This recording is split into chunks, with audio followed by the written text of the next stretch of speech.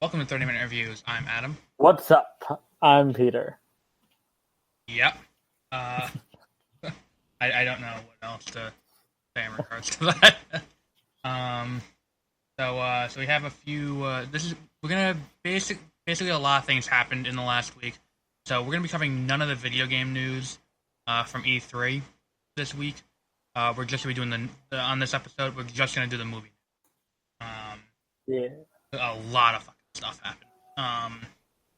Like we miss one Sunday and like shit hits the fan. Like I can honestly say I think Lord and Miller leaving the Han Solo movie is entirely our fault. So we apologize. Because we didn't talk about it enough. Well, no, we didn't do an episode this week. So I guess the universe was like, oh yeah, fuck me, fuck you, and then they just decided, what can we do to give people a lot to talk about. So that way it's like you're never gonna do this again. So I guess what happened was like, let's just have the directors leave and replace him with Ron Howard because I guess that's cool. Ron Howard's a good director. Well, no, I'm not saying he's not. I'm saying that it's a big tonal shift between the two movies that we would have gotten. Like Danny Day gave up acting. Daniel Day-Lewis. Yeah, that's what I call him. Oh, okay. Yeah, you're close personal friends with him. Yeah, we know each other. So that was one of the big things. Lord and Miller left the Han Solo origin movie midway through production to go and do other things. They separated with Lucasfilm over creative differences. They didn't get any more specific than that. Apparently, what it was is the movie is written by Lawrence Kasdan and his son. If you know who Lawrence Kasdan, famously Star Wars, wrote Empire Strikes Back, and then rewrote A New Hope into The Force Awakens, and that didn't get as big a laugh as I was hoping.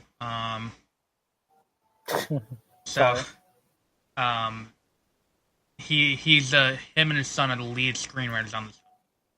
Apparently, from what I read in the Hollywood Reporter, the two of them are very strict when it comes to how they want the movie done. They want it to the letter of the script. They don't want deviation. Maybe they should be directors instead of writers then. Well, yeah, probably. But meanwhile, Lord and Miller are very what's it called? They're not loose about it. They're more improvisational. So they created that whole issue, where it because they're so improvisational, it doesn't quite match what they are. What the vision that the writers had was. So, it makes sense, to drop them. Mm-hmm. Picking up the slack, is Ron Howard.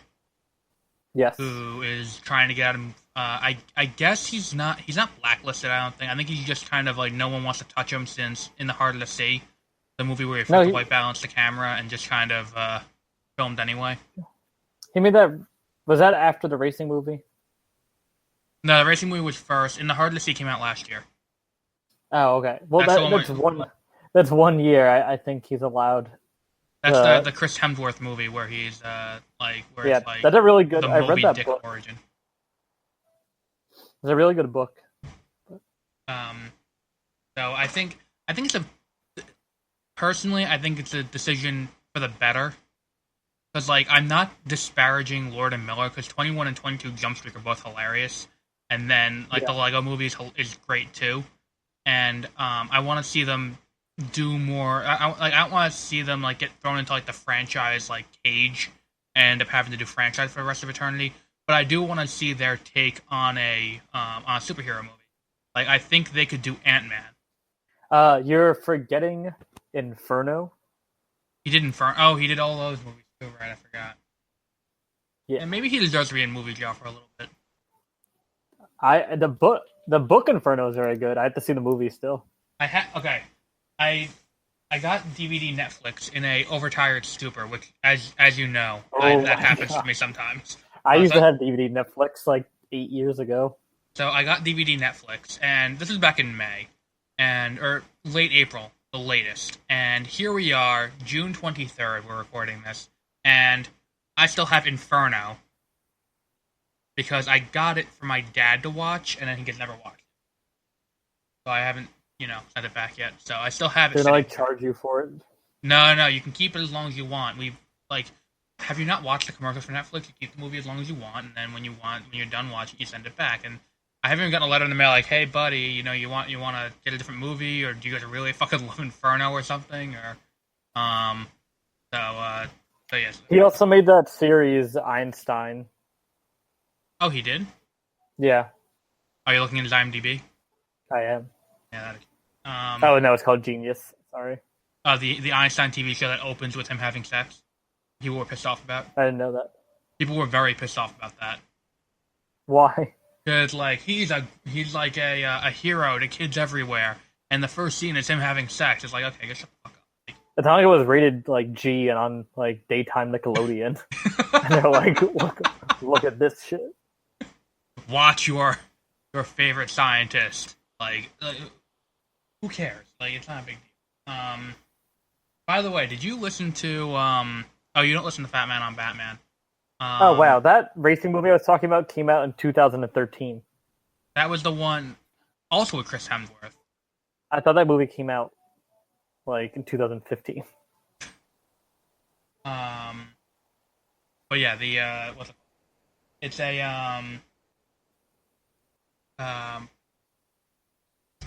I think Lord and Miller could do what I was saying before. They could do like Ant-Man. Like when they were brought on for Flash initially, I thought it was a good match for a tone for like a Flash movie. Because like of all of like the Justice League, I think the one no, you know what Justice League movie I want to see them direct? I want to see them do Green Lantern Corps. That'd be cool. Because it can be silly, and we've seen them do a buddy cop movie because they've done 21 and 22 Jump Street. Mm-hmm. But I don't want to see it be as silly as those movies. Like, I have a question. Sure. Why don't they give Steven Spielberg a Star Wars movie? I think Steven Spielberg just doesn't want one. I feel like if he wanted one, they would That's go true. Like, we'll give you whatever money you want to make like Schindler's List in space or something, but like it's like the Wookiee Holocaust. Or I think actually that could be the Han Solo origin movie. The Wookiee Holocaust. Is it's like just switch out Han Solo with like put him into Schindler's List, and then you got the Han Solo origin movie. Boom. Don't worry, you don't have to pay me for that, Disney. I'll just give me a story by credit. Yeah, exactly. Don't even give the story by credit to Spielberg, who wrote the story. Now, my question is, if he did that, you updated it for Star Wars. If he did that, would he take money from it? Because Steven Spielberg famously does not take money from Schindler's List because he considers it blood money. So if he made a Star Wars version of Schindler's List, would he take money? I think he would. I don't think he would. It's not like Steven Spielberg's hurting for money. Oh yeah, that's true. So I think he would still hold up those values. But Disney, on the other hand, I don't know if he would be able to. I think Disney would have him assassinated in order to get money. Yeah. Especially because of Disney's history promoting the Holocaust. That's true. Now, the other thing, allegedly, I don't know how true this is. Again, it comes from comicbook.com, which has the journalistic integrity of like any gaming news site, which is, according to Reuters, about a 15 out of 100 on their scale of journalistic integrity. Rating lower ranking than the National Enquirer at 36. I'll defend National Enquirer. Like the National Enquirer. They correctly predicted Caitlyn Jenner. Okay. Okay, the the James murder Woods, not of James, Natalie Wood. The murder of James Woods has been covered up for some years now. No, it's the Natalie Wood murder thing has not been corroborated by literally anything. They reopened the investigation. Is that real, or is that the National Enquirer saying? Yes, they reopened actually did. Hold on. But yeah, I really this is from people.com. Oh shit. People crime. Well, there we go. It was reopened in 2011. It's still open. Okay, so it was reopened before they ran the article saying that it was murder. If it was reopened in 2011 and in 2014 or 2015 they saying, "Oh, I guess she was killed." Like, that's something they should have ran in 2011 when they reopened the investigation, because that's a logical step. The gay affair, I don't know where that came in. See, apparently him and Christopher Walken got into a quote-unquote fight, and then she was trying to get away from their fight, and fell off a boat. That's not their fault, though. No, but what actually happened was she walked in on them having gay sex on the boat, and then they threw her off a boat.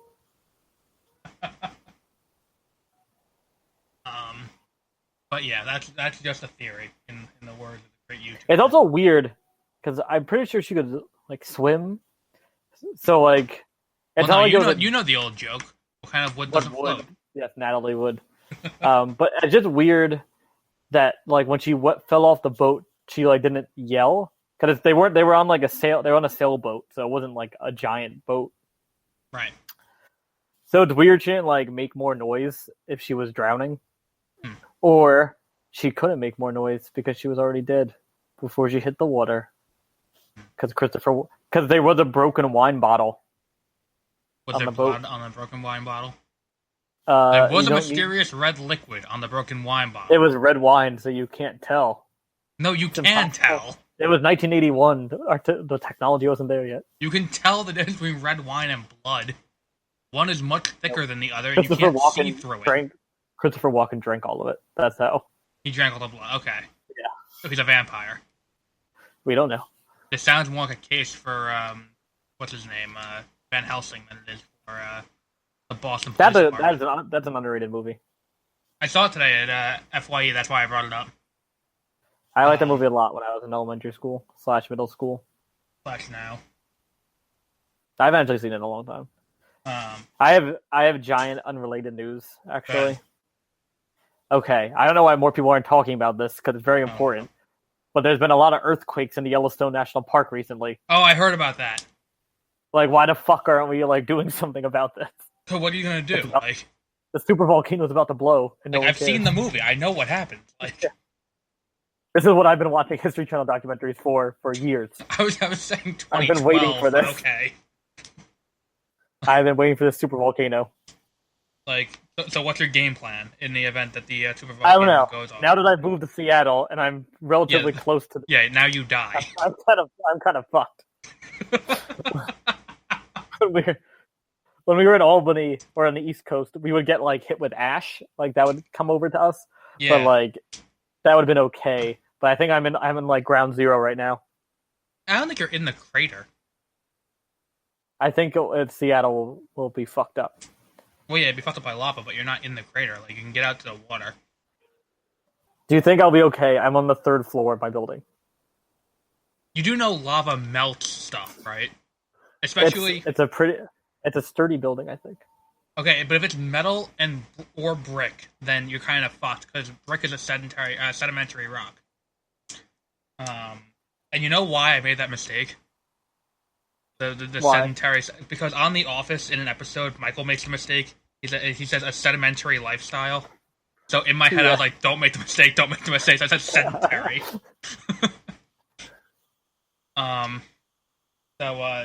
But yeah, I don't think it's gonna erupt anytime soon. If it does erupt anytime soon, then I guess I'll be wrong. But who's gonna call me out on that? Okay, so it was like, oops. I'm looking at the Ash. I'm also not a size. Okay, so geologist. it would basically fuck over the entire like farming industry for a few years in America. That'd be shit. And then like the Pacific Northwest would just be covered in ash. But I don't think I would die. So it'd be like a nuclear winter. I'm for the eruption because I think it would look cool. You know what we should do to get rid of the ash? Nuke it. Okay. Nuke the ash. It'll just burn it away. Problem solved. I guess the other threat is North Korea nuking Seattle. Trump, you can keep that idea too. Just hold it in the back of your. I'm hoping they'll aim for LA first because LA is more annoying. But so we'll see. You don't think they'll aim for LA first? No, I said I hope they will. I hope they do. Or Portland because Portland kind of sucks. Why does Portland suck now? They're just annoying. They just announced they're building an 11-story skyscraper entirely out of wood. Good for them. If they have a storm, that thing's falling over. Or it's just, and they're like, it's more eco-friendly. And I was like, how? How many trees do you have to fucking kill to make an 11-story tall building? And then that's gonna rot, like it's made of fucking wood. Oh yeah, that's true too. I didn't even think of that. Or it's gonna burn. That was a waste. But yeah, so let's see. I have news that I think you'll like, considering how much you like the source material. Well, first off, before we go into things you'll like, why don't we start off with the huge news of the week? We finally have a subtitle for Jurassic World 2. Oh, yes. This is Jurassic Park 5. Yes, Jurassic Park 5. It's called Jurassic World Fallen Kingdom. I'm so excited. I don't know what I think they're gonna take my idea I was talking about, which was Jurassic World War. No, that was like the joke one that I think was on Oh yeah, that was the one from Movie Fights. Movie Fights, where it's like they train the dinosaurs to be snipers. Yeah, and the dinosaurs can actually talk. Yeah. I know. Mine is they have to round up the dinosaurs. Mm-hmm. But that's not a bad idea. Especially considering the back, like if you're gonna have Chris Pratt back and you're gonna have what's his name? Bryce Howard. Yeah, and Vincent D'Onofrio. And Ian, he's not back. He's dead. We don't know. I never saw the body. Oh yeah, Jeff Goldblum. Which is the subtitle on the thing. We have to use his chaos theory. Yeah. Oh yeah, life finds a way. And on the what's it called? Yeah, that was the subtitle on the poster. Is life finds a way. It's life finds a way. Okay, well, that's not what it says on the poster. I have so much more respect for them. If they put that in the middle of it, like 7 times, just to mimic his speech pattern. But yeah, the other thing they announced this week. Now we know HBO as a network has a very good track record with TV shows adapted from books. Yeah, like Game of Thrones is adapted from a book. I think that's it. No, Band of Brothers and Pacific are both adapted from books. The Leftovers. The Leftovers. There's a new one. A new book is being adapted into a HBO miniseries. Do you know what it is, or are you just saying that because, like, let's go? No, I'm just excited because it's an HBO show. Yeah. HBO is adapting a reboot of Watchmen. Oh, that's even cooler. Into a miniseries. That'll be very good. See, and I think we talked about we haven't reviewed Watchmen on the show yet. But we've talked about Watchmen, and we've talked about how why certain comics work and why the Watchmen movie didn't, as opposed to why the Watchmen comic did. But I'm just gonna briefly go over it again because I feel like I should reiterate this as many times as possible until people get it through their thick fucking skulls. Because as evidenced by the fact that I saw Transformers today, and that movie was a 3-hour piece of shit. It was 3 hours. I went into a 3:20 showing. I left at 6:20. That is amazing. And there is very little robot fighting in this movie.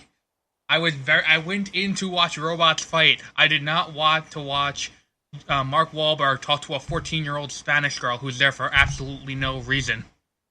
Oh, Mark Wahlberg came back. Is it like Merlin in this or something? Like there's Yeah, wizards? it's there's no actual wizards. It's like Merlin had a. I don't want to spoil it, but like the Transformers came to Earth well before like the Middle Ages.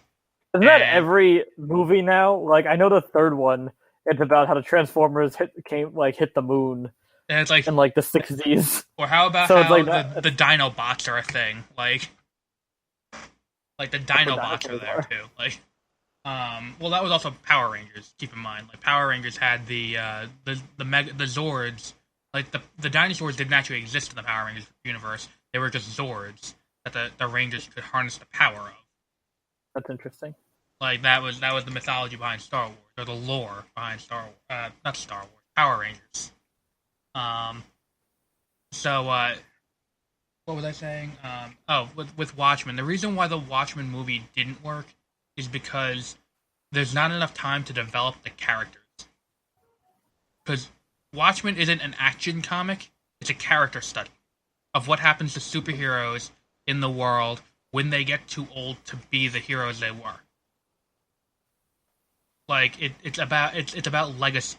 That's what it's about. That's why Logan worked so well, because it was Hugh Jackman's 10th movie or 13th movie or something like that in the series. We've seen him develop as the character Logan, so then when we see him old and facing down his mortality, it means something. You can't get that in a 2-hour movie developing 7 or 8 characters at once. And that's why Watchmen didn't work. It's also why Batman v Superman didn't work, because at its core, Batman v Superman is an adaptation of The Dark Knight Returns. Which, speaking of which, I picked up a pop figure of Carrie Kelly today. I saw it at FYE anyway. But the reason why The Dark Knight Returns works is because that was in, what was it, the 80s that comic came out, the 70s or the 80s? Maybe even the 90s. It's more recent than when Batman and Superman first started and when the Justice League first started. So you have all of those years of seeing them as friends and seeing them friends with the Green Arrow.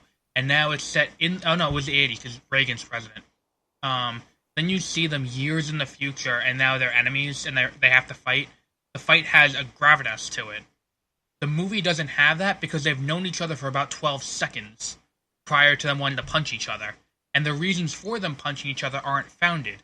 Like, you may be able to stretch and say that Batman's reasons are, like, there's a reason because they say it out loud to you, but Superman doesn't have a reason to go, you know what, I'm just gonna punch that fucker.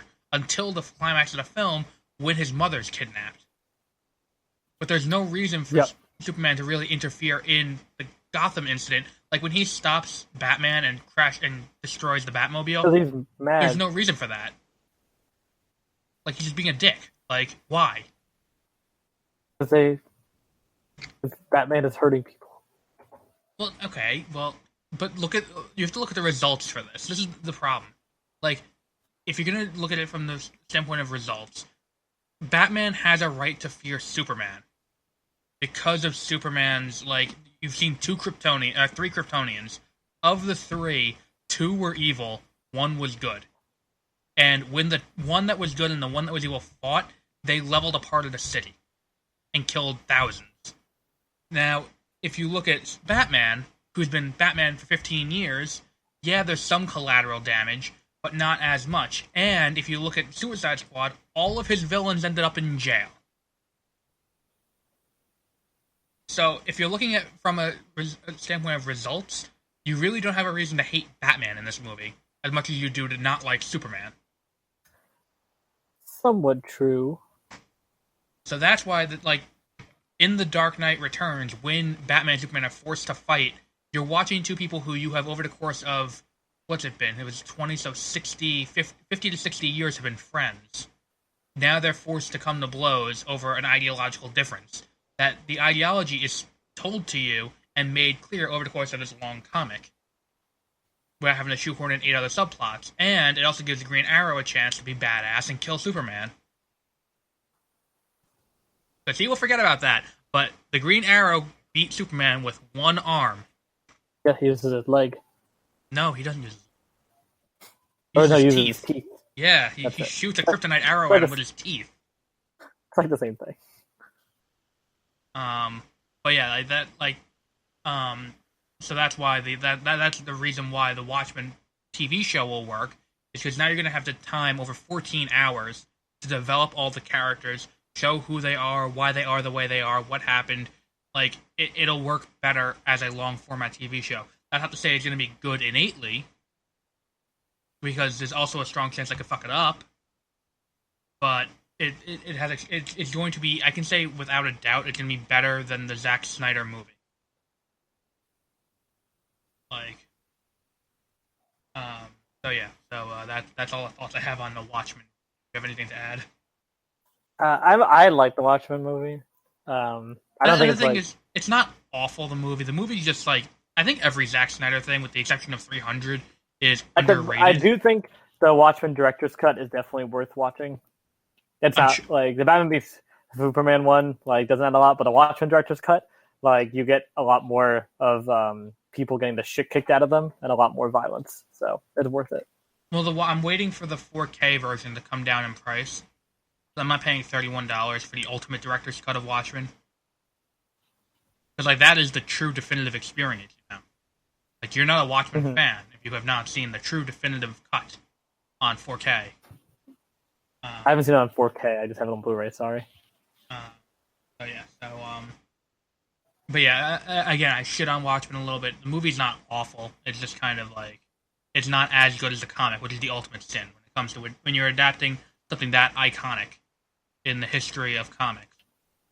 Like, you have a certain standard you have to hit, and it doesn't even get close to that standard. Speaking of reboots, Fox is further proving they have no idea how to handle the Fantastic Four. With their announcement this week, or the report this week, that the new Fantastic Four movie is going to have an entirely different cast interesting. From the previous two.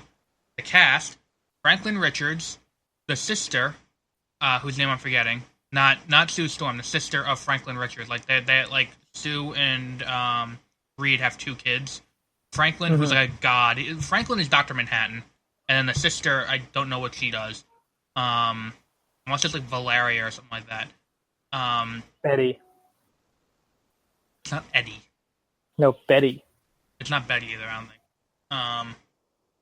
And then the other two are going to be Ben Grimm, a.k.a. The Thing, and Johnny Storm, the Human Torch. The reason? Ask me why they're doing it in this format. Do you know why? Why? No. Because if you ask anyone what the last good Fantastic Four movie was, what do they tell you? There was never a good Fantastic Four movie. Or The Incredibles. Oh, haha. So they're making The Incredibles with Fantastic Four characters. Now, here's the other issue with this. The Incredibles worked because it's animated. So you don't have to have actual kid actors. Okay, if you... if you're making this as a live-action movie, it's going to be a problem because kid actors always, with the exception of Daphne Keane and Logan, suck, and that was because she wasn't talking the entire movie. Oh, Jurassic Park child actors are good. Like, there are very few child actors that you can bring into a movie, and it doesn't drag it down by them being there. Because children are too young to act well. And then this is where this movie's going to fall. It's just going to be another example of a Fantastic Four movie that's going to hit all the checks for them to keep the rights for another, 10 years, I think it is.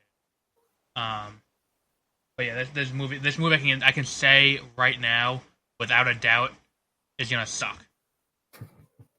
Like, I think we should just call that, like, if we know a movie's going to suck, we should just call it, like, stick a fork in it. Like, yeah. So it's done. Like, speaking of Fox, they had a pretty big week. Because I don't know if you remember a few weeks back, they announced all of their slate for next year, and they're just kind of like throwing everything at the dartboard and hoping something hits. They have the New Mutants, they have X-Men Dark Phoenix, and they have Deadpool 2, all coming out next year. Ooh. So they did the full press release for the beginning of production for X-Men Dark Phoenix. And they announced that the director, guess who's directing it?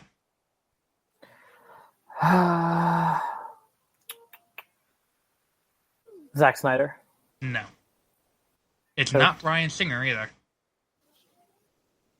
Bryan Singer has officially passed on the mantle of director of the X-Men franchise to the screenwriter of the X-Men franchise, Simon Kinberg. Ooh. So he'll be making his directorial debut with X-Men Dark Phoenix. Now, also returning for this movie, Michael Fassbender will be reprising his role as the best actor in these movies, playing Magneto. James McAvoy also reprising his role as Professor X. I have the full press release. I remember a few. I remember Jennifer Lawrence is back for some fucking reason. Who else? James Holt is back, or Nick Holt. Who else was there? Sophie Turner. The other kids from the from Apocalypse are all back. Sophie Turner, Cody Smith McPhee, who plays Nightcrawler, Ty Sheridan, who plays Cyclops, Alexandra Shipp, who plays Storm, and then Sophie Turner is Jean Grey. Dazzler is confirmed to be in the movie, but there's no actor attached to it yet.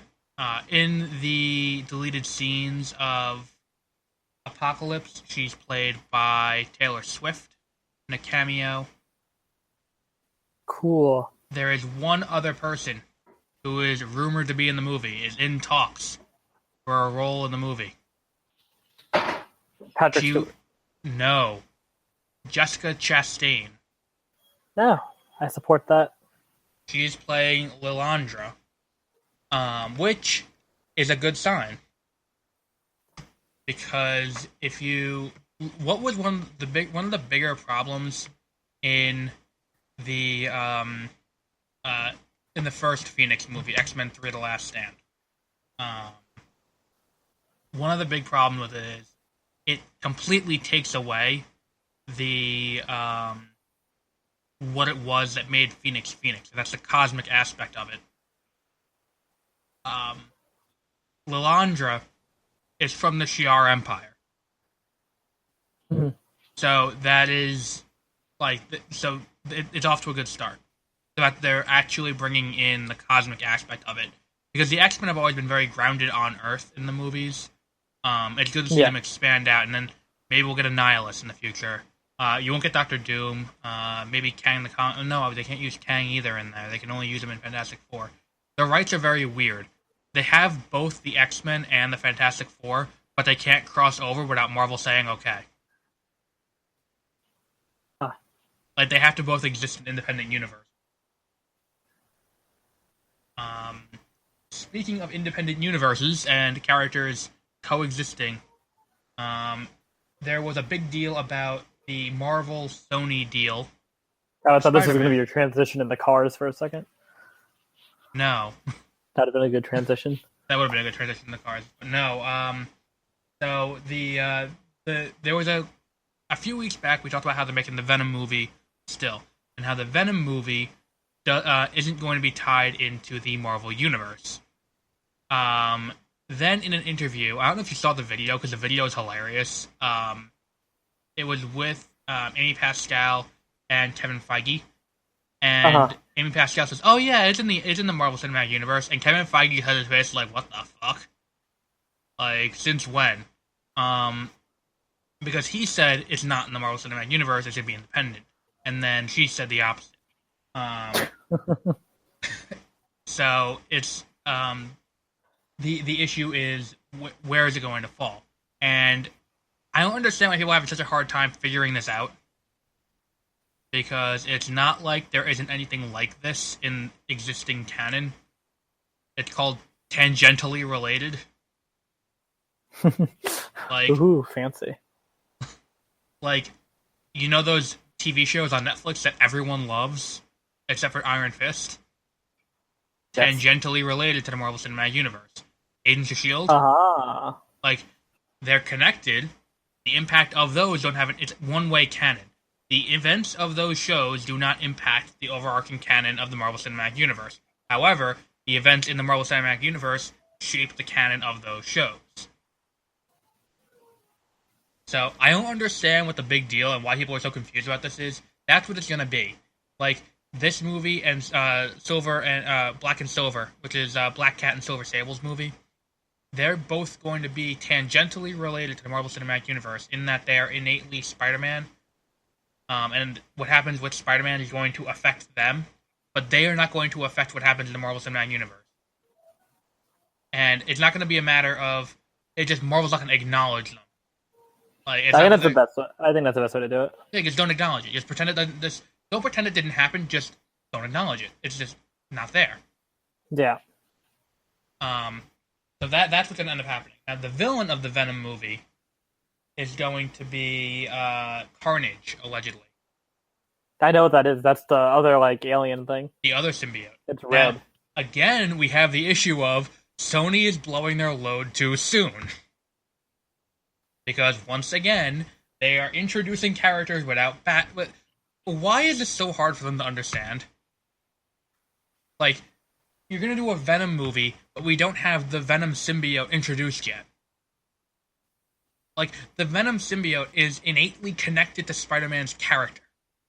You can't do a Venom movie or introduce Venom as a character without first having Spider-Man become Black Suit Spider-Man, give up the symbiote, and then have the symbiote, because the symbiote story is it bonds with Spider-Man at first. Then Spider-Man rejects it. And it's feeling rejected, it goes with Eddie Brock, who was upset because he felt Spider-Man cost him his job. Yep. So that's why when they bond together, the bond works. You can't do that unless vastly changing what the origin is without first introducing the Venom symbiote in Spider-Man. Unless they're doing that in Infinity War. Because Spider-Man goes to space in Infinity War. And in the comics, he got the Venom symbiote. It's not like in the movie where it came to Earth. When Secret Wars happened, he came back from Secret Wars with the symbiote. So I also know cool because like when they announced this, like a little, not that it was official, but just the Venom movie. I like did some Wikipedia searches, and it's cool because Venom is like its own being. Yeah. And it's like when it takes over its host, it's a collective, so it only refers to itself as we, and like it never uses a singular like noun. Mm-hmm. But Carnage, like fully takes over, so it only refers to itself as like Carnage, I think. Right. Or it could be or it's the opposite. But I think, but I'm pretty sure that's true. And Venom is a good guy sometimes. Yeah, he's he is an anti-hero. That's why he's the protagonist of the movie. Yeah. Oh, also, speaking of things like that, like sometimes heroes, I don't know why that connects back to Suicide Squad, but there's a moment in Transformers that they very obviously rip off Suicide Squad, and it was very out of like nowhere. That's a weird thing to rip off too. Because like there's so many subplots in this fucking movie. Like I'm also sure nowhere. Mark Wahlberg's acting was amazing. The best part of the movie, and almost worth the price of admission, is Anthony Hopkins being a dick to everyone. That's what it's. I can tell Anthony Hopkins just like loved how stupid this was. Like Anthony Hopkins and his butler Cogman are like literally the best characters in the movie by a long shot, and it just is like they're both just assholes. Like I don't even know how else to describe it. They're just assholes to everyone. But like. At one point, they're making a deal with Megatron. Because they're trying to track down Mark Wahlberg because I guess I have never seen Age of Extinction. I need to see that one because that one has Kelsey Grammer in it. I own it, but I never watched it. And apparently, at the end of that movie, he becomes a vigilante. Not a vigilante. He becomes a fugitive. And he's got like Bumblebee and a few of the other Autobots. And for some reason, he's got a fucking Dinobot with him too. And they're all hidden in a junkyard. So to track him down, they meet with Megatron. And Megatron's the bad guy, right? Yeah, Megatron's the bad guy. And he dies like every movie, but then returns somehow. Yeah. They meet with him and create a team of the other Decepticons they've captured, and send them all out to track down the Autobots. this is stupid because it was stupid when it happened in Suicide Squad, and it's even dumber here because there's no reason for it. And they even do the introductions for each character the same way, where they introduce them, like they show the character in jail or doing something, and then it zooms in on their face, and then it shows their name on the bottom. And I'm like, why? Because it didn't even make sense, because literally every single one of them died in the next scene. That's really weird. Like, it was so stupid. Like, oh my god. But yeah, so, potential spoiler from Infinity War, based on costumes, Robert Downey Jr. That was actually a great transition, by the way, by me. I just want to point that out.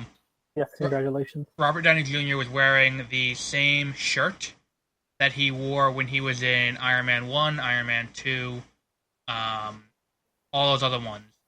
Not the exact same shirt, the same style, which has a giant hole cut out of the center for the arc reactor. Yes, so, I got it. So something's going to happen where he has the arc reactor put back into his chest. Further proving that this movie is going to be incredibly bloated. And then what else do I think I have one other thing. I'm going to skip... Oh, I have a bunch of Wonder Woman. I'm going to skip the Michael Keaton MCU contract. Because that's that could potentially spoil the end of Spider-Man Homecoming. Speaking of Michael Keaton, he's in Cars. Oh, he is? Yes, he is. He's the mean car that races and crashes into the old car. Oh, in the new one? No, in the first one. I was thinking of in the new one, there's a car Cruise who does that. No, that's in the one he finishes at the end race. Right. So, first of all, we have a new composer. Junkie XL will not be doing the composition, the orchestral soundtrack to Justice League anymore. He left the project over creative differences with Warner Brothers. Warner Brothers said, okay, let's just bring in Danny Elfman. Cool. So if the response that happened to, what's it called? The response to the Spider-Man soundtrack release happens again, I think Batman's theme is going to change to be a remix of the Batman theme from the '89 movie. Mm-hmm. Because I don't know if you heard the Spider-Man's theme from Spider-Man Homecoming. I just know the cool one from that I know. It's a play on what's it called? The Spider-Man theme from the TV show. From the Ramones. Yes. That one, but it's an orchestral version of it. And like epic orchestral version of it. Like it sounds really good. So I could see them using the Actually, you know what? If they made the 1999 Are we gonna get C Indeed for that? Because I just said the first 5 notes to the song. I think it's so perfect though.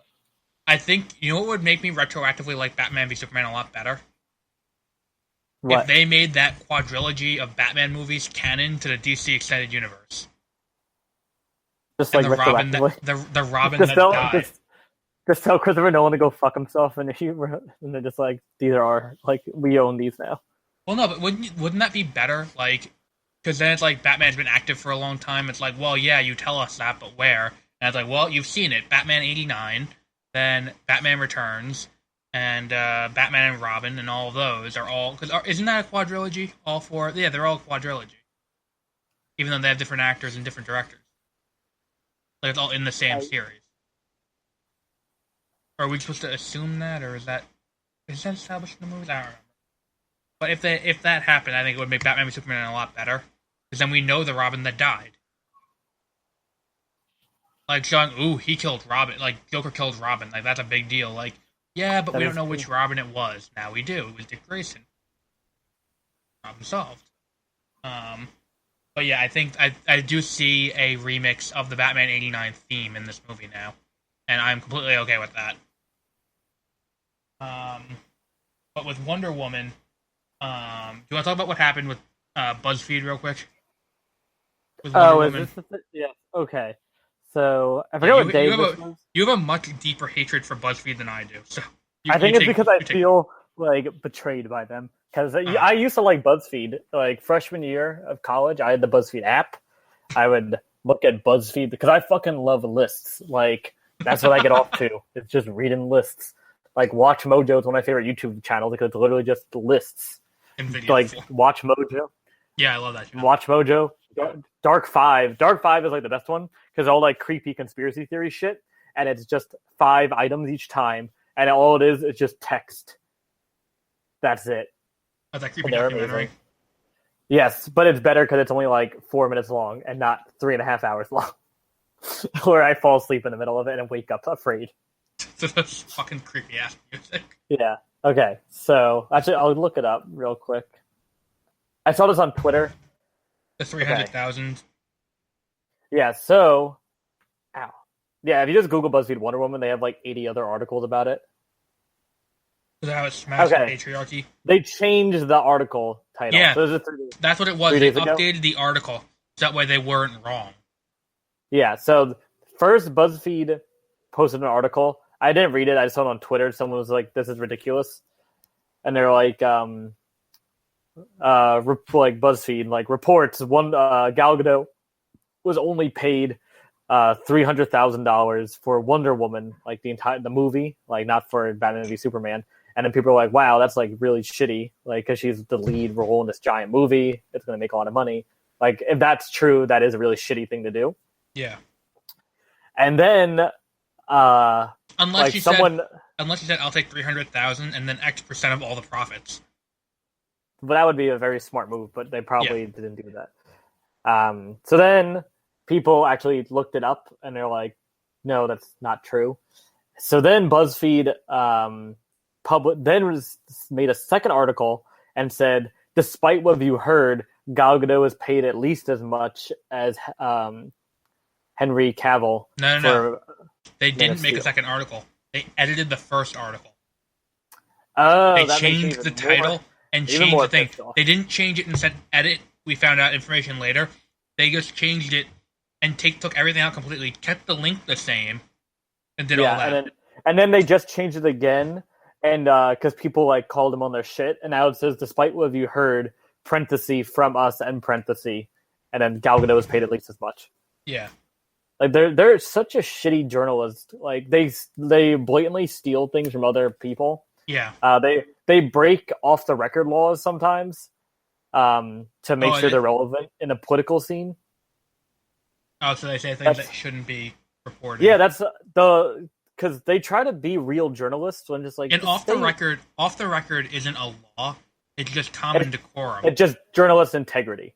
Right, because there was like a press conference or something for I forget what it was, something with something with Russia or Trump or something like that, and they had like a little press conference with the White House people, and then the beginning of it was like off the record, and then BuzzFeed like reported everything that was off the record. Right, and the reason why you don't report what people say are on the record or off the record is because who's going to tell you anything if you're just going to blab everything anyway? Yeah. I also just recently watched a documentary, Mommy, Dead and Dearest, on HBO, which is an amazing documentary, except for one of the main people they like interview is a BuzzFeed reporter, but it's also funny because her title is freelance reporter. Because it means you sit at home and send in articles to BuzzFeed, or you send in a sentence of text and a GIF, and you do that 17 times and it counts as a list. Yep. And she was so fucking annoying the entire time. And she like just the way she looked, like you're like, yeah, you probably work for BuzzFeed. She was like super pale and had jet black hair and had those like cat eye glasses that like are really big and go up. Oh yeah. And then she was like, it's a really good documentary. It's about this fucked up mom that held her child captive and had Munchausen by proxy syndrome. And like, it's really good. And she faked all these daughters' like medical illnesses her entire life. And it was really cool. But then this woman, when she was talking about it, like was smiling. He means the documentary, not what the mom did. Yeah, the documentary was cool. And then, whenever they cut to this reporter, she was like smiling really big when she was talking about it. And she's just like, yeah. And then she would like hit her sometimes. And she was like laughing through it. Getting off to it as she was reporting on it. Reporting, quote unquote. Yeah. BuzzFeed. But the what's it called? Speaking of really good documentaries, I finally saw the trailer for An Inconvenient Sequel. Oh, is it because it cuts back and forth between the original one? Yeah, they showed it. We're gonna have giant flooding in New York City, and it's just New York City flooding.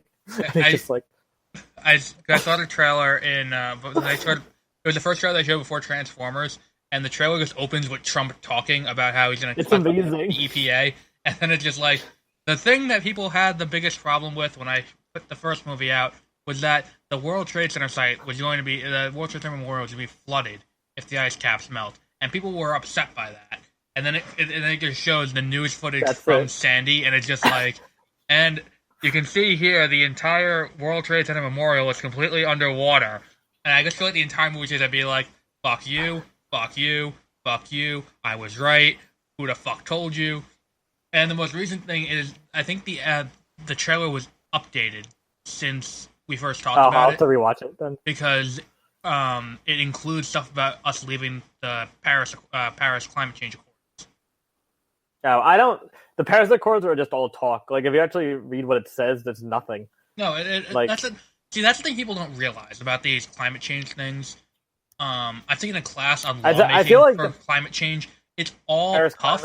And if you just say, I feel like it's even worse for the environment, because then you have the politicians like patting themselves on the back, and they're like, "Look what we did," and then they won't do anything. But like, anytime they do it, it's like, if you want, you can do this. If not, we're not going to really do anything about it. Like, there's no real repercussion in any of this for anyone not adhering to it. It's like, there's a goal, but what happens if you don't hit it? Well, nothing. Like, that's the problem. That's actually, I heard someone was on one of the politics podcasts. I think it was 538, and they said if Trump really wanted to get out of this and look good and not take the heat for it, he should have forced them to call it a treaty, not an agreement. And then if it's a treaty, then Congress has to approve of it, and then just let Congress fight it out amongst each other. Oh yeah, that's true. That actually would have solved the problem, because then Congress wouldn't have approved it. Yeah, exactly. So, but it just shows. I used to say I hope Trump gets impeached, because then we'll have at least Mike Pence as a politician. Yeah. But I kind of hope not, because he's so inefficient at getting any policy passed. I'm kind of for him just staying president. Yeah, because he hasn't done anything. Because he literally won't do Mike Pence is a politician, so he might be actually able to get things done, and he's a religious zealot and a retarded crazy person. Yeah.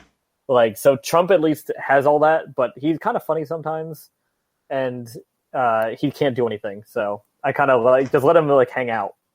I guess the only thing I like about Trump being president is people constantly crying about Trump being president. Far, the literal constant bitching has given me life. But he did something the other day that I thought was kind of funny. At his golf course, he drove his golf cart straight across the green. Oh yeah, I got an email about that from Golf Digest magazine. People are freaking out. Yeah, because you're not supposed to do that. It's so funny. Do you not play golf that you don't know this? It's people that probably voted for him, and they're like, "This is it. This is the last straw. This is the line." And they're like, but it's. If I had a golf course, I'd probably do that, just to fuck with people. It's he just fucked it up. You don't do that though, even if it is your golf course, because the green has to be perfect. Have you seen the him playing tennis? No, I have not. Oh, they're amazing. It's him in really short white shorts, and you can see his underwear through his shorts. That playing tennis. Absolutely disgusting. It's amazing. That sounds absolutely disgusting. Speaking of the exact opposite of Trump, did you hear about the other controversy about Wonder Woman? About how BuzzFeed ran an article saying you should like this movie even it was literally you should like this movie even more because it's a woman of color in the lead because she's Israeli, so they consider that Middle I don't Eastern. count that. So Israel was like, "Don't you fucking lump us in with those Muslims." Yeah, that probably. I count Israel as a European country. They got so pissed off. They had to Israel had to put out their own statement. We do not consider ourselves Middle Eastern in any sense of it, and because of that, and it's well, okay, so that was continuing with Wonder Woman. Wonder Woman 2 is in active development now. It hasn't been officially greenlit or announced. It's just in active development. Currently, the script is being written by Jeff Johns, who is now the executive producer of the DC Extended Universe, which is probably for the best. And he and Patty Jenkins are co-writing the Wonder Woman 2 treatment, which will take place some point between 1917 and 2017. So it'll take place at some point between the previous movie and Justice League. Now? Well, no, between then and Justice League. And the villain is rumored to be both Cheetah and Cersei. Mm-hmm. I don't think Cheetah could command her own movie. Like, there's not enough there. I think Cersei should be Cersei should definitely be the villain. Because there's enough, like... By the way, if you think of Wonder Woman, there are 3 villains you ever think of. It's Cheetah, Cersei, and Ares. And they've done Ares, so where do you go next? So I guess Cersei's the next one. If you want to include... if you want to include Cheetah, she can be like what Bartrock was in The Winter Soldier. Where it's like a first act villain. Of her showing that she's still doing stuff, she fights Cheetah. And then Cersei is the overarching villain for the rest of the movie. But then the question comes, what do you do with that third one? I think if you're looking for someone to fight Wonder Woman, I don't think the Shazam movie's ever going to happen. So I think Wonder Woman 3 should be her against Black Adam. Like, that'd be an interesting one. The Shazam movie's never happened. Is Black Adam magic? He's another Shazam character. He's the same character type as Shazam. Okay. With lightning. So is anyone still so up their own ass that I think that the movie Shazam is actually going to happen? Like, I honestly, dumb. That and Cyborg, I think, are both going to get the axe. And even, I think Flash is going to get the axe, too. Because, I think you can go... I don't think... Yeah, Flash is going to get, bumped back to, 2020 or something, which, if any movie's bumped back to 2020, it means it's never going to happen. That's what happened with the Inhumans. It got bumped back to 2020, and then they said, oh, well, we'll do a TV show instead. But with The Flash, you can't bump back to 2020 and say, oh, we're going to do a TV show, because we have that. And if you did that, a good amount of people will be pissed off. It's like, well, why didn't we just watch the other TV show and make that a canon? And then you'd have Stephen Amell, the most annoying human being on the planet, wouldn't be complaining about not being in the Justice League. Because he's legitimately complaining about that, by the way. I don't know if you knew that. He's the only person... I think he's the most upset that they are in the same universe or the same multiverse, because he legitimately wanted to be in the Justice League movie. And good for him. He's like a super fan. Stephen Amell. And his last superhero movie did not go out over so well. When he played Casey Jones in, what's it called? Teenage Mutant Ninja Turtles 2. Oh. But I do think, okay, so you as someone who doesn't watch the Flash TV show yet, would you prefer, at this point, given everything we have about the DC Extended Universe, after Justice League, they just cut ties with Ezra Miller and just introduce Grant, or they kill off Ezra Miller and then just introduce the Barry Allen of Earth 2 or something like that, which is just Grant Gustin from the TV show? Would you rather do that? Yeah, or have a side character in Ezra Miller, but he doesn't ever get his own solo movie? I have no, I guess, preference, because I have no loyalty to any of them. Mm-hmm. So I'd be fine with any of it. Personally, I think, because the thing is, there are people who like The Flash, who are concerned The Flash is going to get canceled once the movie goes into active development. And based on DC's track record, they're 1 for 4 when it comes to movies being good. Wonder Woman was good, but I have a feeling we're going to end off the year 1 for 5 with movies being good.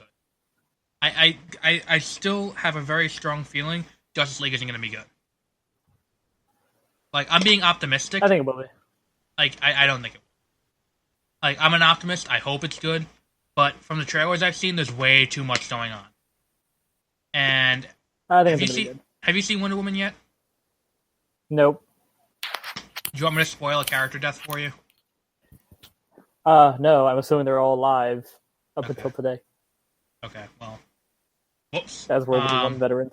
Certain I'll put it like this. Certain characters who die in Wonder Woman show up in Justice League. Wonder Woman. Okay, well, no, obviously, because she showed up in Batman v Superman, which was after Wonder Woman. And there was, there's so much going on. Like, we have that. We see a war between the Amazonians and the, what's it called, the Parademons. You have to introduce all the Mother Box. You have to introduce all the rest of the Justice League, except for 3 characters. Sounds like we have an action-packed movie ahead of us. Like, you have to... What else is that you have to do? I wonder if Joss Whedon saw the first cut of the movie and was like, holy fuck, what did I do? Like, you also have to introduce, there's parts that take place in the past. Like, for some reason, Lois Lane's in the movie. Like, I don't know why. They need an investigator. What do they need to investigate something? For some reason, Barry's dad is in the movie. For some reason, Mera is in the movie. Like, I've said it before, and I will say it again. If you read a Justice League Annual, no one is reading the Justice League Annual comic for Lois Lane, Barry Allen's dad, and Mera. Well, maybe Mera because she is a Justice League. But she's not. Like, the Justice League's being formed in this movie. She's a side character. It'd be like if Falcon showed up. Actually, that's exactly what it'd be like. If in the first Avengers movie, Falcon showed up out of nowhere, was like, "Hey guys, what's up?" Like, there's no basis for it, or like, I don't understand. Like, this movie is going to be so bloated, and I said this with Batman v Superman, and no one believed me. Like, I lured this over people to this day. I called that Batman v Superman was going to suck because there's going to be too much going on in the movie. Everyone told me, no, that's not true. You gotta give it a chance. It'll be great. You'll see. Fuck all of you. I was right. I said the movie was gonna be too much. It's debatable. But Justice League's gonna have the same problem now. And I want you to take note of this, that on June 23rd, I am saying right now, Justice League can have too much going on in the movie for it to be good. We'll see. And then, where did we even get to this topic from? Oh, if they introduce... I think if you want, like, as it is with the Justice League, with, like, the Avengers movies, you can watch just the Iron Man movies or just the Spider-Man movies and then come into an Avengers movie and then you'll be like, oh, okay, I don't know who all these other characters are, but it's fine. Because, like, I know some of them. But if you're not even going to give the option for one of the characters to be there, just write them out and then just introduce Barry Allen from the TV show. Mm-hmm. Like... Don't even if you have no reason to make a Flash movie, and the Flash has such a rich gallery of like villains to go with and adapt that there's really like if you don't want to do a speedster as the first villain, you know, like let's say you don't want to do Reverse Flash, you don't want to do Zoom, you don't want to do anyone else like that.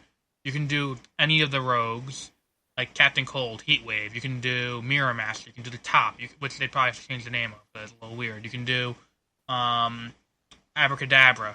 Like, you can do the Thinker, which they're going to do in Season 4 of The Flash. You don't, like, the Captain Boomerang. My biggest problem with the new movie is going to be they're going to assume you have seen the TV show. Like, or even in Justice League, they're going to assume you have seen the TV show. So, like, the scene where he's meeting his dad in jail, you're like, oh, that's cool. But prior to me saying... him meeting his dad in jail, did you have any idea why his dad's in jail? Or did you even know his dad was in jail? Like... No. What? Do you want to know why his dad's in jail? Yeah. Because the Reverse Flash killed his mom, and his dad got framed for the crime. That's why. That's why his dad's in jail. And it's a huge part of the character they're going to completely breeze over in this movie. But because they assume you've seen the TV show or you know that going in. You can't assume anyone knows anything. That's why the Avengers made over $1 billion. because they knew that not everyone saw all the previous movies, and they watered it down to the point that any asshole walking in off the street can go in, see the movie, and enjoy it.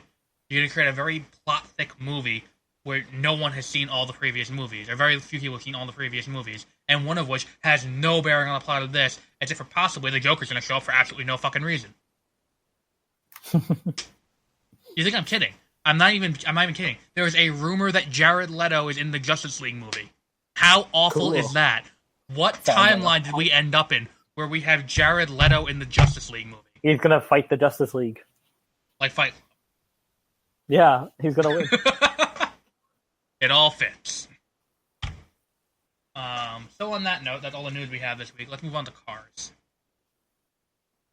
Do you want to intro Cars? I actually just watched the honest trailer for Cars and Cars 2. I saw that too. It's like they did Cars and Cars 2 in 1. It's like Cars is just okay. There's nothing really to say about it, so let's move on to Cars 2. After rewatching it, I definitely agree with them that Cars 2 also soured the first Cars. Yeah. Because I thought both of them were horrible. But like the first Cars is pretty good. Yeah, it's a solid movie. It's not bad. Yeah, but the second one is... Like, I didn't watch the second one. It's horrible. Like, did you see that part where it's like made her say multiple times he's not a spy? And it's just like, what part of this did I not understand? My favorite part about Cars and how they're drawn, and they should be like commended for this, is they didn't make their eyes the headlights. Yes, and they made their eyes the windshield. Which I thought that was very creative. They make sense because when you're driving, that's where your eyes are. But yeah, I think like car, like what are cars in this movie? Okay, like, we're not getting into this debate. we're okay. I'm just gonna put it out there right now. We're not doing this. Like, it's not worth the energy to try and figure out what the Cars and the Cars movies are. Do they have sex?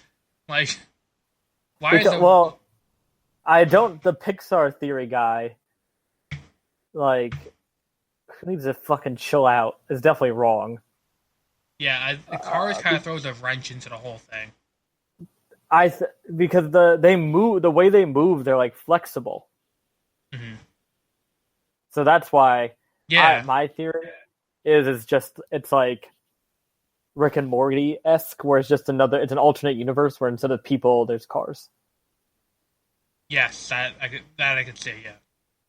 I think that's just the easiest way to do it. It's because the Pixar theory guy made everyone try to think everything's connected, and this has to be connected somehow, but it's not. Yeah, it's not at all. It's just the problem with Cars, what's it called?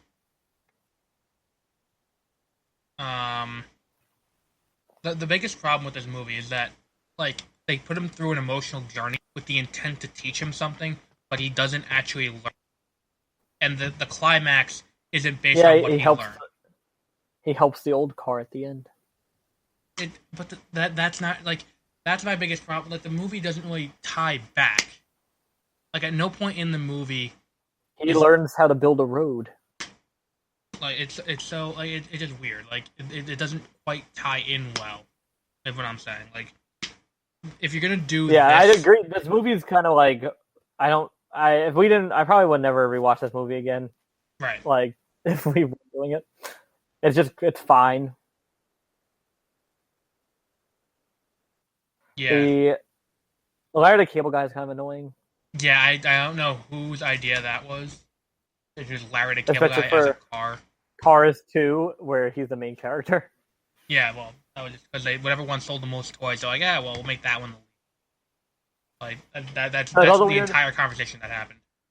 Because I went to the cast thing, because there's so many people in this movie. It's Paul Newman's last role. Cars 3? No, the first one. Oh, yeah.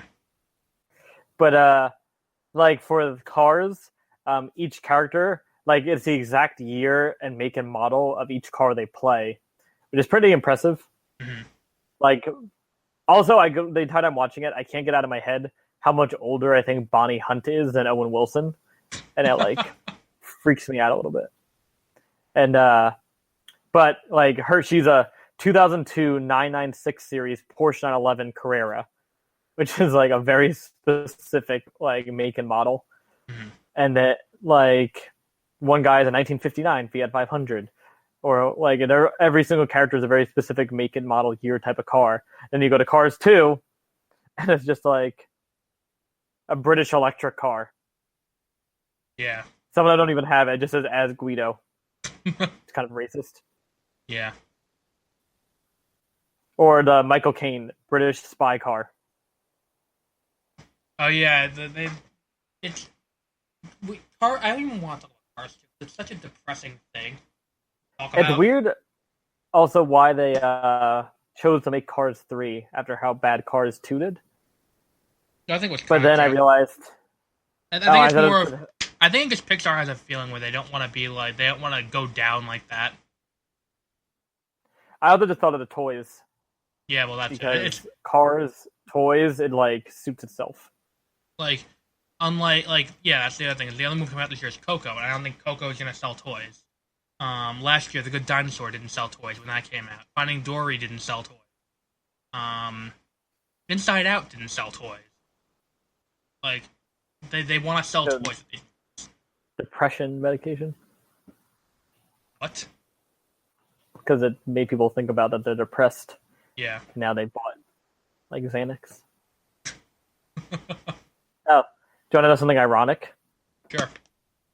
The Cars is dedicated to Joe Ranft, who was killed in a car accident. It's like at the end of what's it called? Doctor Strange in the credits. There's a note that says, "Please don't text and drive." Oh yeah. Oh, do you know Mr. Magoo? They had the like Society for Blind People got really pissed off, and they said it's like the most offensive movie ever made because it makes fun of blind people. Yeah. Okay, I have a question. Yeah. How would they know? I guess someone told them. Like, or maybe they have closed captioning for blind people. Well, if you want to fuck with your parents, fun way to do that. Most TVs have it. Turn on closed captioning for blind people because then someone narrates over the show what everyone's doing in the scene. Nice. Oh, I might do that. It's really funny. My dad won't know how to turn it off. It'll be hilarious. And tomorrow I'm going up like to Westchester. Smash the TV. I'm going to like he'll just be sitting in the dark in the living room when I come home, and he'll just be like, "Why?" Like the TV got messed up. So how would you rate this movie? Just the first one, without thinking about Cars 2. Yeah. I think that's. I think if you just asked me that like last week, I would probably say a 5. Right. I think I'm gonna give it a 7. Yeah, that's what I was gonna say too. Because like the movie isn't bad. It's very aesthetically pleasing too. Like just the way they move, like when they're driving around. Like there's only been one bad Pixar movie, and that's Cars 2. But the other Pixar movies that people consider bad aren't bad; they're just forgettable. It's like the second season of True Detective, and the third season of House of Cards, where it's like you just kind of forget what happened. The Lost World, Jurassic Park 2. Yeah. And Jurassic Park 3. Like I saw the announcement yesterday for the or whenever it broke, the announcement for Jurassic World: Fallen Kingdom, and I was like, I really want to watch Jurassic World again. Like, you know, you've made a good movie, and you're making a sequel for a good movie when that reaction happens. Yeah. Or my first thought is, let me watch the previous one again. It was that good. It is really good. So I do have some new news that literally just broke. Ooh, give me a hint. Okay, it has something to do with Marvel. The movies. Okay. Do I know what it is? Well, give me another hint, and I'll guess. I don't even know how else to hint it, because I'm going to say it, and it's going to be like, I don't know how you would... You're going to either guess it or you're not. It's not something that's, like, major... It's not anything to do with, like, casting or, like, production or anything like that. It's about one that's coming out very imminently. All right, fine. Just tell me. The first reactions to Spider-Man: Homecoming have come out from the critics. Yeah, that would have been hard to guess. The critics screening first reactions come out. So let me read off a few of them for you to start pumping you up. I know you're not very pumped for the new Spider-Man movie as much as I am, and a lot of Is people this? are. But isn't this like the people like you're saying that get invited because they know they're gonna give like No, they no, want no. to see it? This isn't like Star Wars. Where it's like super fans of Star. Like Kevin Smith showed up to that, and like Patton Oswalt. These are actual reviewers. Oh, okay. So Brandon Davis from comicbook.com. Spider-Man: Homecoming is endless fun from the first second to the last, flawless. And then second tweet: Spider-Man: Homecoming, my new favorite superhero movie of all time. Wow, that's a very strong statement. And that's Brandon a little Davis, bit pedophilic, though. Brandon Davis brought his mom with him. That's slide number 2 on comicbook.com. Wow, I thought Spider-Man: Homecoming was awesome. It's gonna be hard to keep my mouth shut. But even his mom liked it. IO9, which is another movie review site for this kind of stuff. Jermaine Lussiter from IO9. Oh, Jesus Christ, my mouse is freaking out. Good news, everyone. Spider-Man: Homecoming is a blast. It has an innocence that differentiates it from the other Marvel Cinematic Universe movies, but plenty of fun and spectacle, too. I was also surprised at the number of times Homecoming surprised me, despite all the rumors I read. I thought I advised to stop doing that now. And because people will ask, Spider-Man: Homecoming is easily the best Spider-Man movie since Spider-Man 2. Close in quality to Spider-Man, the original. Collider. Absolutely loved Spider-Man: Homecoming. Funny, filled with surprises, tons of fun, going to make insane money at the box office. And then continued from Collider. Also, Spider-Man: Homecoming has one of the best after-credit scenes yet, but not for the reason you'd expect. Trust me, stay till the end. Okay, they could literally be anything, and these people would stay to the end. Well, yeah, because if you go into a critic screening, like that, it is slightly different. GMA, which I think is Good Morning America. Good Morning America. Yeah, 91 out of 100. Jeff Lowe from Good Morning America, 91 out of 100. Tom Holland is the best Spider-Man. Michael Keaton is fantastic. Loads of fun, well-paced, and great plot points. Letterboxd. My 4.5-star review is available on Letterboxd. I'm not going to read it. And who the fuck's Andrea? Okay, that's probably just a bot because there's nothing really there. And from Screen Rant, Spider-Man: Homecoming is so much fun. The action is badass. Tom Holland is the best Peter Parker, hands down. I'm pumped after seeing it. So, the initial reaction is very strong. It does sound strong. This is shaping up to be a very strong year for superhero movies. Also, do you know who's going to be the new... Do you know who they're setting up as the new Squirrel Girl? The new Silver Surfer? Fuck, I ruined it. Wow, that was bad. Like, that's not even Never close. mind. Squirrel Girl is going to be the new Silver Surfer, apparently. So they're talking about the crossover, and this is also something else that just broke. They're talking about the crossover for next year, for the 4-part crossover between all of the Arrowverse shows, and it's going to be in the first half of the year, is all they're saying so far. And the Power Rangers director, who has literally never made a good movie in his life, is blaming other things for the movie's lack of success. This time he's blaming the movie's PG-13 rating. He aimed for it to be rated PG, but it was rated PG-13. But yeah, that's what's happening. But yeah, I think that's it. Quick look. Yeah, I think that's it. There's nothing really else to talk about because we're gonna do all the video game news. Yeah, they're making a big deal. This is the first director to be in Star Wars that won an Academy Award. And it's like, well, yeah, Star Wars has had, 7 directors? If that. True. So yeah. That's where we're gonna end off. I think if you're, what's his name, Israelite, you gotta shut the fuck up and just acknowledge you didn't make a great movie. I don't think that the rating impacted it as much as you think it did. Because, there isn't... If you made this movie the quality you did 10 years ago, or waited another 5 years, you would have done a lot better.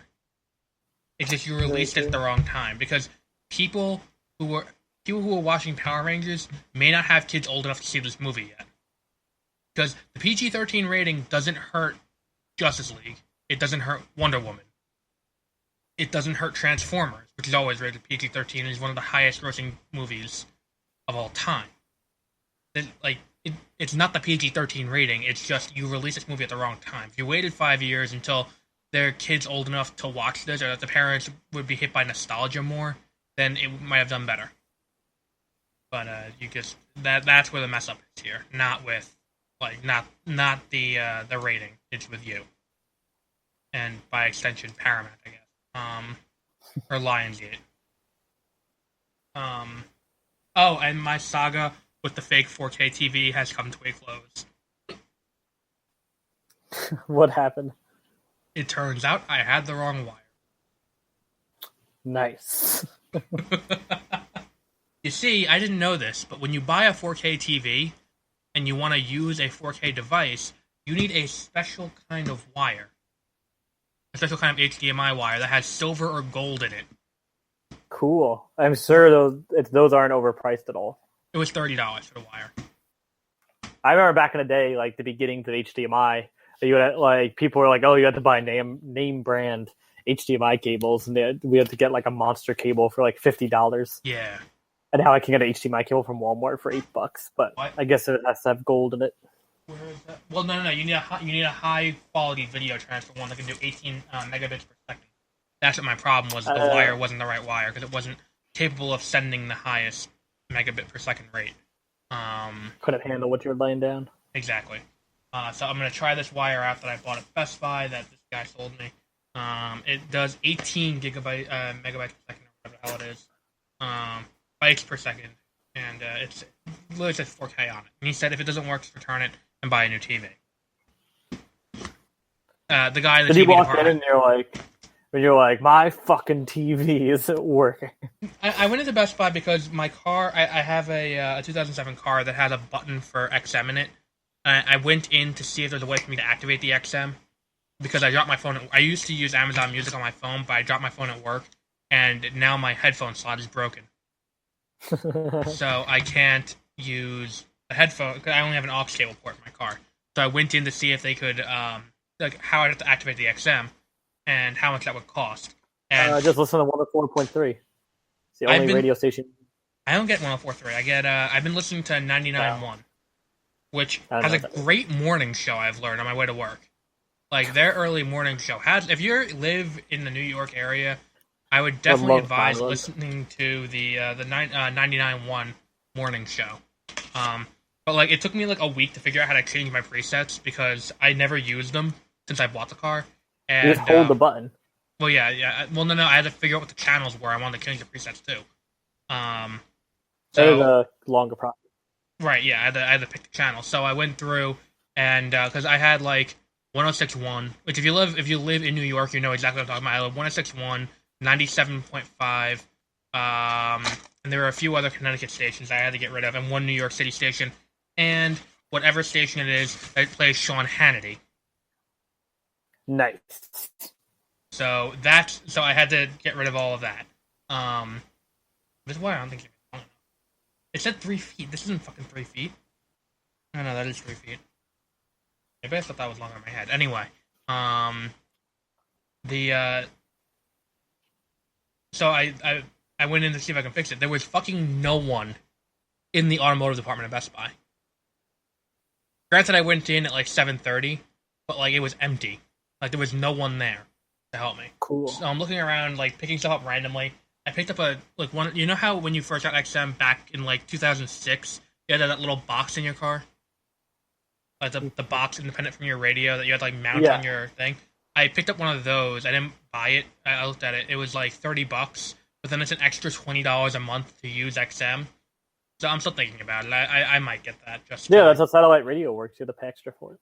Well, I understand that. Like, I'm just debating if I want to pay that or not because, like, I already have Amazon Music. It might just be cheaper for me to use Jump and get a new phone. And I'm not gonna get an iPhone again. I might.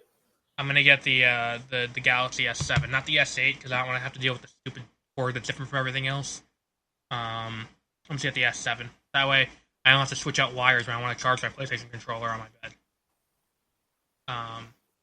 I might get the new Google phone, like the Pixel or something. No, not the module. That's the Motorola, the modular phone. Like, I want the Galaxy because like I keep saying the camera's better. My dad's like, well, why do you want one with a better camera? What's that gonna do? And I'm like, I'm like 85% certain he thinks I'm like taking dick pics. And it's like I need it to be in like 4K quality. Like I'm an artist. I don't just do regular run of the mill. No, I like. The thing is, I'm thinking about what I want to do long term because my current job is not working out in the slightest. So I'm thinking of starting a business, doing wedding recording, like recording weddings. Because that's gotta be cheap to start. Like that can't be that expensive to start up and advertise and do all that for. Because like you can charge like $50 a wedding, and like that should cover. Or I think 100. How much think we fair to charge for a wedding to be videographer? Yeah, if you just charge 100, then you'll do probably very well because it's usually lots. That's true, yeah. Well, cause I don't even know how much it is. Like, I mean, I haven't like the last wedding I went with my aunts, and like I think that'd be like it can't be that much an over. Like once you have the camera and the setup and the software to edit, it's not that expensive. Yeah, it's just getting all of that. Once you have all of that, it's just the gas back and forth and your time, and then the time to actually cut it together. Which I mean, if I can get that and get it running well, I wouldn't have to work in a fucking drugstore anymore. I also bought a GRE book today. You're gonna be proud of me for that. Ooh, that's what I use because the practice tests were probably the most helpful thing. I bought. Well, I know nothing about the GRE. Really confusing.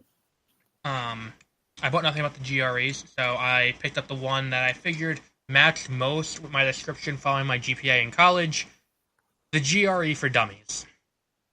So it's a very strange standardized test because like some of the questions it will be like fill in the blank vocab questions, and one question will have 3 fill in the blanks. But it's the best answer you need to do. No, if you have to get all 3 right to get that question right. If you get one wrong, you get the entire thing wrong. Oh, that's interesting. Yes. Also, a fun fact for people who are looking for a way to freshen up their cars cheaply and efficiently. What I bought that I would recommend you do instead of buying the car jars from Yankee Candle, buy the fragrance pack, just buy loose potpourri and spread it around the floor of your car. I don't know if you can see that up on top of my thing. I have like the little container with the little, the soap bead containers. Yeah, just dump those all over the floor of your car. No, I put it under the seat. Ah. And what it does, it freshens up the car while you're going. And it doesn't do anything. And couldn't it get too hot? No, why would it get too hot? Because it's summer. I put it underneath my seat. Oh, I hope next week we come back and you're like, it melted. It probably did melt. I haven't looked at it. Like I put it in there like 3 weeks ago and it still smells good. I don't know if it's melted or not. So yeah, there's not much going on in terms of sales this week. If you haven't gotten Final Fantasy 15 yet, you can get that on sale at Best Buy. You can also get Assassin's Creed, the Ezio Collection, for $24.99 at Best Buy. I might pick that up, actually. That's Assassin's Creed 2 HD. I never played that. I might get that. Power Rangers comes out this week, so if you want to pick up Power Rangers, you can get that. If you're into anime, Assassination Classroom Season 2 Part 2 comes out on DVD for $43.99. If you're insane, you can pick that up. The Belko Experiment, which looks pretty good. That's that James Gunn written movie about the office where they have to basically Hunger Games their way out of it. That's coming out for $19.99. And T2 Train Spotting is also coming out as well as Chips. This week coming out, you also have RPG Maker Fez, The Golf Club 2. I actually want to play that game. The trailer intrigued me because it's got a voiceover of these people playing golf, and it's like you can build your own golf. You can play rounds all over the world. Build your own society. I'm like, hold the fuck up. I know they mean golf society. I understand that. I'm not stupid. My problem is, why use that phrase? Build your own golf society. Build your own club. build your own society makes me think I'm playing Civilization. Yeah. Like, so that game intrigued me on that level. So I might pick that up. And then Call of Duty Modern Warfare Remastered comes out this week. Because okay, here's what I don't get. Okay? If you bought the Legacy Collection, like I did, like an asshole, you paid $80. Okay? That was the $60 regular price of Infinite Warfare, plus an extra $20 for Modern Warfare Remastered. Now, say you waited until now, and you were smart, and you waited, and you wanted to get Modern Warfare Remaster. If you wanted to get that now, that's $39.99. Mm-hmm. Now, I'm sure you're thinking to yourself, oh, this comes with all that DLC they said was going to be free, but made you pay for anyway. Which, if you're thinking that, you're thinking, why did they phrase it like that? Because they actually did that. They said all the DLC from Modern Warfare was going to be free, and then they backtracked, and then they charged for it.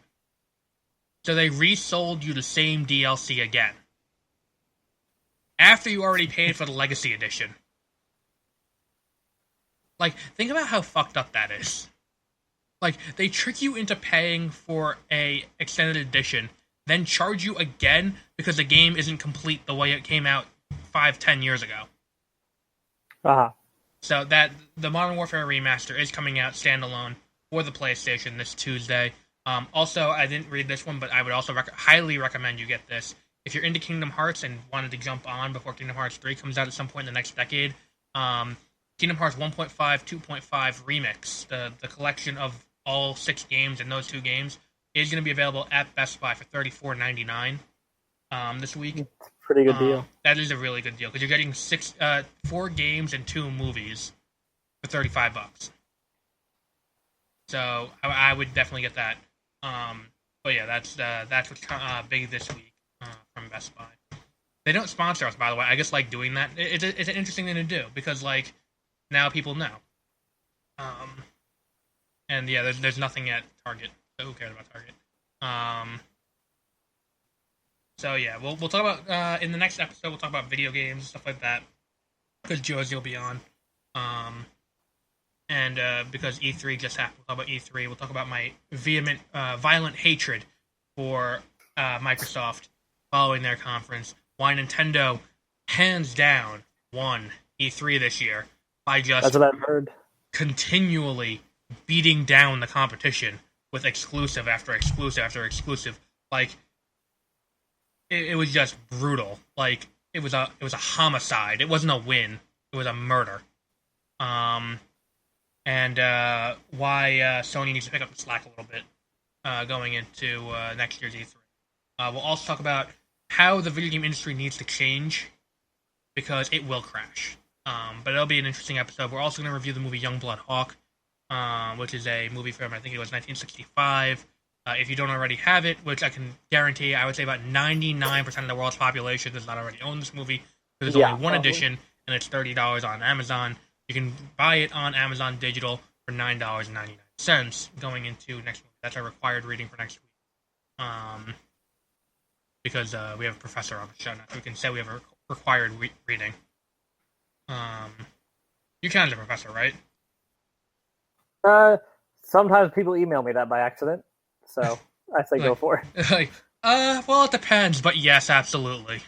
If people don't call me that in their emails, I automatically fail them. So yeah, so whatever. So we will be doing Youngblood Hawk and E3 next week. I can record that Sunday morning, like we usually do. Sunday, fun day. Yep. Did you see, by the way, who the Penguins lost in the? This is our last thing for today. It's actually an interesting time for hockey because it doesn't ever happen because it's only happened when they add a new team. They had the expansion draft the other day, which is where the new team, which is the St. Rose Golden Knights. Oh no, I'm sorry.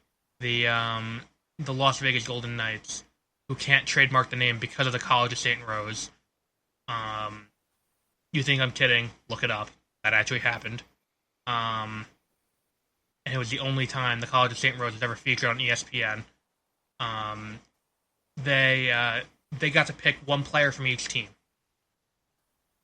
to join them. And the Rangers lost Yeah. Oscar Lindbergh. Most notably, the Penguins lost Marc-Andre Fleury.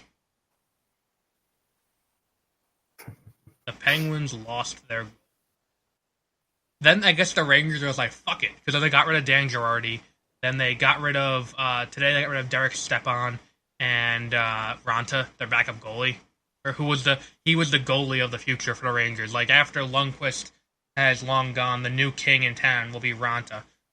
Not anymore because he's playing for the fucking Coyotes next year. But they did get a third round draft pick. They got two guys from like I don't know Eastern Europe somewhere who I've never heard of. Hopefully next year they will serve them well in the Stanley Cup final, and we will see how that goes. So we will be back later this week, but really next week with Youngblood Hawk and E3. Sweet.